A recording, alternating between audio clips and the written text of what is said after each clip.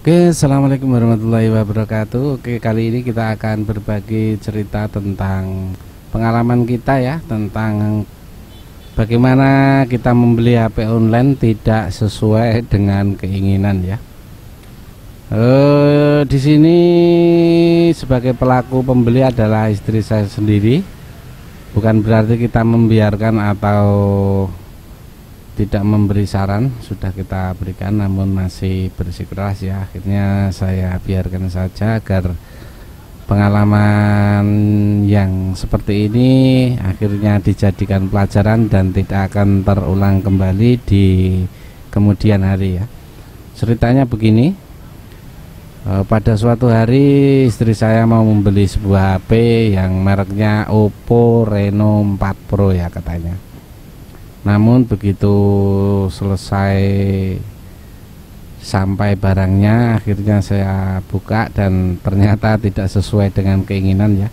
Akhirnya saya cek di bagian tempat dia belinya itu ya. Di situ terdapat Reno 4 Pro saja ya, ternyata tidak ada Oppo-nya ya. Jadi kesalahannya itu apa? Apakah kesalahan ini kesalahan penjual atau pelapak atau siapa? Yang jelas di sini tidak ada yang bisa kita salahkan. Yang salah adalah kita sendiri, tidak teliti dalam memahami dan mencerna deskripsi yang penjual beberkan ya. Dan setelah saya pelajari ke dalam ya, ada feedbacknya atau komentar dari para pembelinya. Ternyata di sini bukanlah HP Oppo ya, ternyata HP Cina yang mereknya Reno 4 Pro ya. Sementara yang diinginkan adalah HP Oppo Reno 4 Pro ya.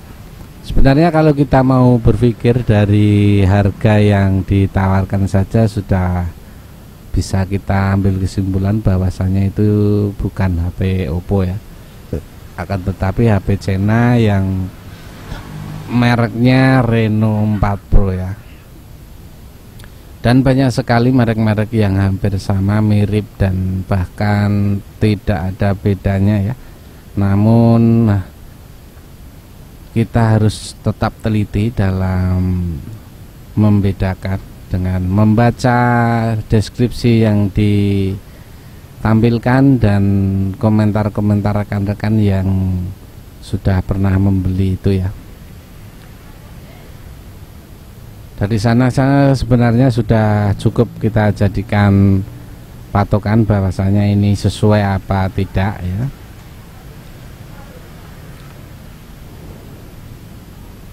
Dan inilah kita melakukan penelitian secara detail ya, deskripsinya tentang memang sesuai ya, sesuai dengan apa yang dibabarkan di deskripsi ini sesuai ya. Akan tetapi yang tidak sesuai itu keinginan kita ya. Kita menginginkan ini HP Oppo Reno, tapi ternyata bukan Oppo Reno, tapi HP Reno 4 Pro ya, yang menggunakan prosesor yang masih minim ya. Biasanya konsumen itu mudah sekali tergiur dengan harga yang murah dan murah ya. Nggak taunya itu barangnya benar-benar murahan begitu ya.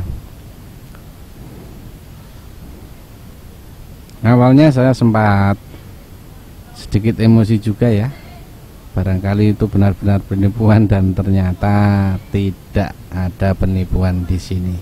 Hanya ketelitian masing-masing yang kurang jeli ya dalam menganalisa produk yang akan dibelinya, seperti itu ya.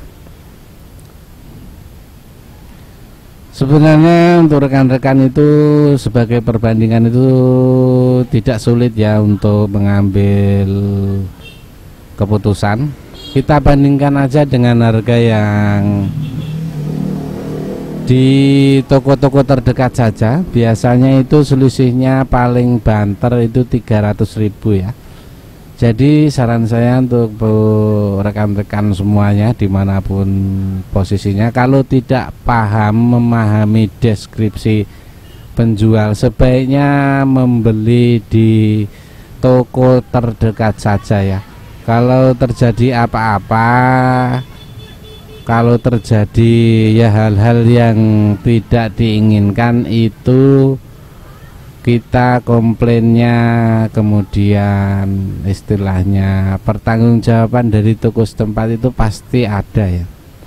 Daripada seperti ini, kita ini mau komplain nggak bisa ya, jelas nggak bisa, itu murni kesalahan kita ya.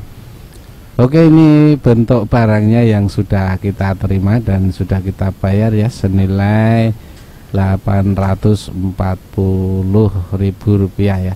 Sementara HP yang Oppo Reno 4F itu harganya masih di atas 3 jutaan ya.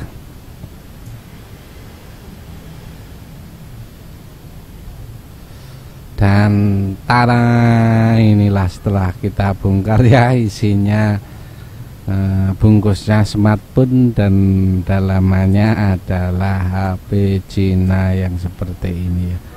Kalau kita cek di bagian programnya, memang di situ ada sebuah merek Reno 4 Pro ya, tidak pakai Oppo ya.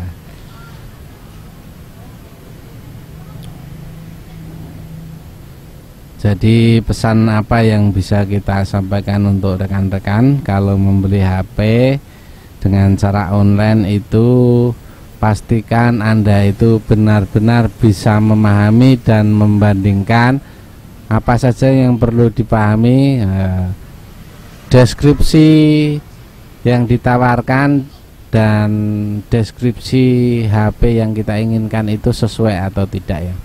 Kita harus paham itu satu. Yang kedua, paham harga ya. Kalau harga itu sudah tidak masuk akal, itu sebaiknya tidak usah dilakukan untuk membeli online ya. Kemudian yang ketiga apa? Yang ketiga, kita harus mempelajari siklus pelapaknya ya. Memang kalau di lapak online ini jarang penipuan, atau dikirim atau tidak dikirim gitu jarang ya. Tapi rata-rata kesalahan rekan-rekan itu membaca deskripsinya ya. Apakah dengan harga yang murah, apakah itu sesuai dengan yang kita inginkan atau tidak, itu tidak dikaji ulang biasanya ya, seperti itu. Begitu melihat foto, begitu melihat harga murah, langsung tembak begitu ya. Itu langkah yang sangat keliru ya. Dan inilah kondisi HP yang sebenarnya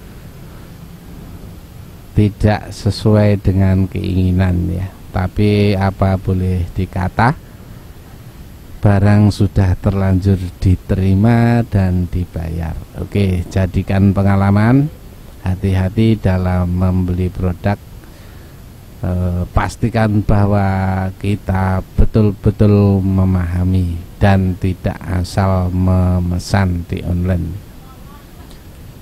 Lebih baik beli di tempat atau di daerah masing-masing, dengan cara kita bisa melihat kondisi barangnya dan keasliannya.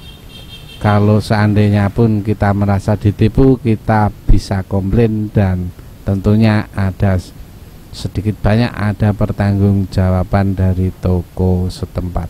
Kalau saya pelajari memang tidak banyak ya selisihnya. Paling banter dari harga online itu cuma 300 ribuan ya. Daripada seperti ini, selisihnya memang lumayan, tapi akhirnya barangnya mengecewakan ya, tidak sesuai dengan yang kita inginkan. Oke, sekian informasi, semoga bermanfaat buat teman-teman. Jangan lupa